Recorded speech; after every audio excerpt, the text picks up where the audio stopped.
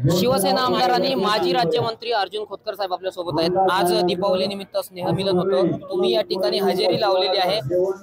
काय सांगणार आजच्या या संदर्भामध्ये? अनेक आमदार सुद्धा या ठिकाणी उपस्थित होते। काय म्हणते पुन्हा दीपावली निमित्त स्नेहमिलनाच्या कार्यक्रमाला तुम्ही उपस्थिती लावलेली आहे आणि थेट नारायण कुचे यांच्या मंत्रिपदाचे संकेतच तुम्ही आता बोलताना दिले। अर्थात दीपावली स्नेहमिलन हे सर्व ठिकाणी काल आमच्याकडे होतं, आज यांच्याकडे, उद्या पुन्हा भास्कर दानवेकडे। तर दीपावली स्नेहमिलनाला आम्ही जातोच आणि लोक भेटतात गुण्यागोविंदांनी, आणि खऱ्या अर्थाने ही जनभावना आहे, लोकांची भावना आहे, या मतदारसंघातल्या लोकांची भावना आहे की लोकांना राज्याच्या मंत्रिमंडळामध्ये स्थान मिळालं पाहिजे नारायण कुचेंना।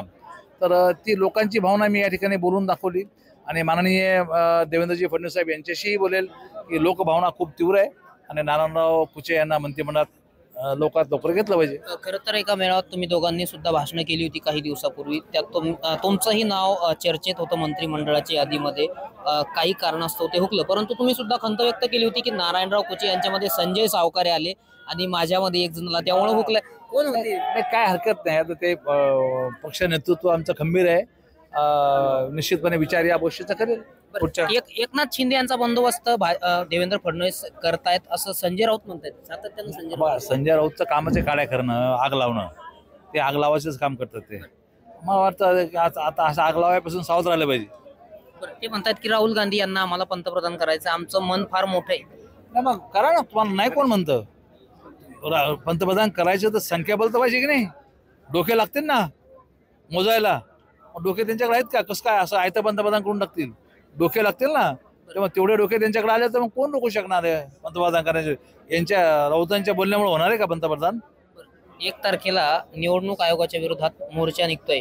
गेल्या काही दिवसापासून जे आरोप करतायत महाविकास आघाडीवाले, निवडणूक मतदार याद्यांमध्ये घोळ किंवा दुबार नाव, या संदर्भात आता मोर्चा निघतोय। हे बघा, या संदर्भामध्ये आमच्या नेतृत्वाने स्पष्ट केलेलं आहे की त्यांना आता पहिली गोष्ट तर निवडणुका पुढे ढकला। पहिलं म्हणत होते की निवडणुका घेत नाही, आता पुढे ढकला। कशाचं होतं काय की त्यांना माहीत आहे की सपाटून ते मार खाणार आहे। सर्व आघाड्यावरती आम्ही खूप मोठ्या पद्धतीनं काम केलेलं आहे। शेतकऱ्याला सुद्धा आता ठीक आहे, विलंब झाला ही गोष्ट खरी आहे, परंतु त्यांच्या खात्यामध्ये निश्चितपणे पैसे जमा होतील, त्यामुळं शेतकरी आमच्या बाजूने पूर्णतः उभा राहील। ठाकरे बंधूचाच महापौर मुंबईमध्ये होईल असा सुद्धा थेट दावा जो आहे तो संजय राऊतांनी केला। हे बघा, पुन्हा तुम्ही संजय राऊत बोलता, पुन्हा संजय राऊत। संजय राऊतचे उत्तर द्यायला आम्ही इथे नाही। संजय राऊत काही उद्या म्हणत, त्याच्या प्रत्येकाच्या गोष्टीचं उत्तर आम्ही दिलं पाहिजे का? नाही। संजय राऊत तो त्यांचा विचार आहे, पण आम जनतेचा आणि लोकांचा विचार काय हा बघितला। आरोपांमध्ये काही दम नाही असं वाटतं मला 100% फुस आहे, काही तथ्य नाही त्यांच्या आरोपामध्ये। कारण की आपण पाहतो की होते शिवसेना आमदार अर्जुन खोतकर संजय राऊत यांच्या आरोपांमध्ये काहीही दम नाही असं आहे। रामनाथ ढाकणे, TV9 मराठी, बदनापूर।